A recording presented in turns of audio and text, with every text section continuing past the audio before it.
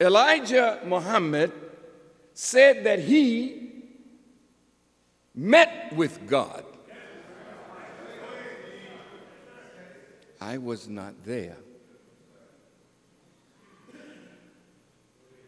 but I believed,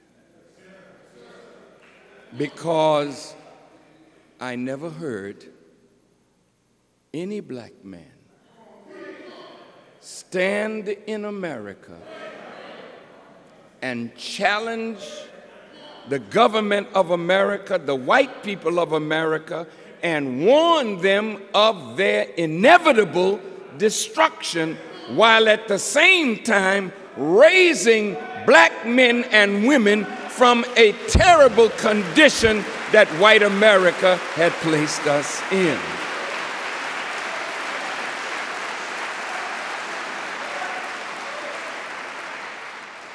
The question that we have to ask and answer: did he meet with God? What proof do we have? How could he meet with God if God is unseen?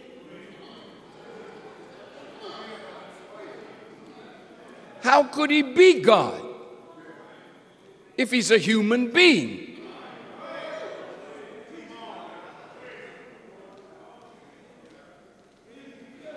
Since God is a spirit, yet we are made in his image and likeness, and we are more than spirit. We are flesh and blood embodying spirit. When we read the Bible,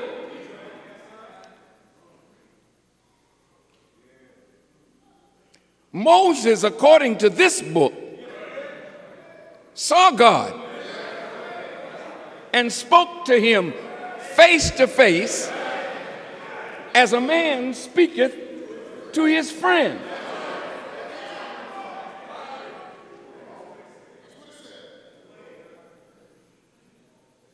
They heard God in the garden walking.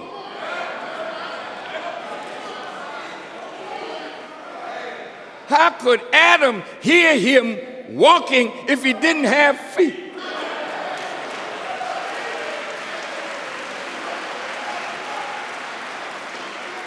Said both Bible and Quran say that Allah talked to Adam.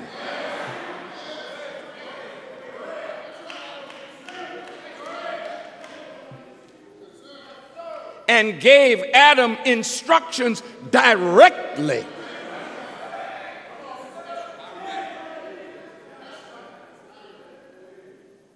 That Adam rebelled and disobeyed.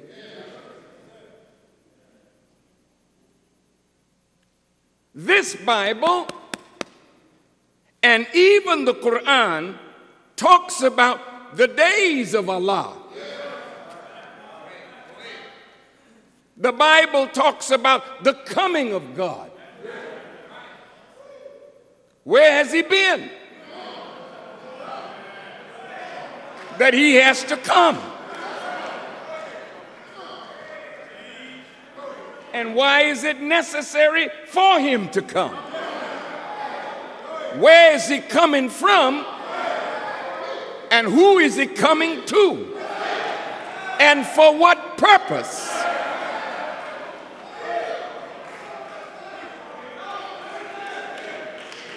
So,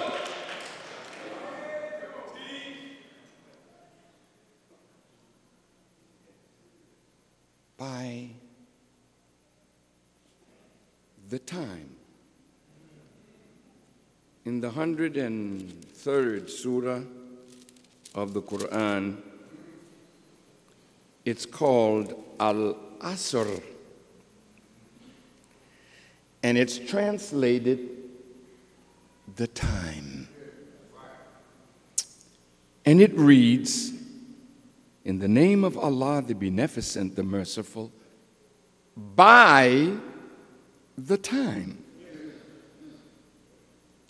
surely man is in loss, except those who believe and do good and exhort one another to truth and exhort one another to patience. By the time. So the time is going to be the criterion, and how we act by the time, which will determine whether we suffer loss or gain. But according to the Quran, it says, surely man is in loss. That's a general statement embodying humanity. But there is an exception.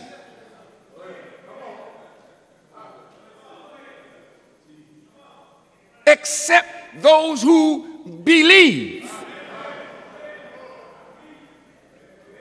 Believe in who? Believe in what? All of us are believers of something. There are believing Christians here. They're believing Muslims. They're believing Buddhists and Hindus. We are believers in something. Does that exempt us from this Quranic ayat? Surely man is in loss. Look at the planet. Look at the suffering of so-called believers. Look at the breakup of the world in which we are living. What is it that we should believe by the time?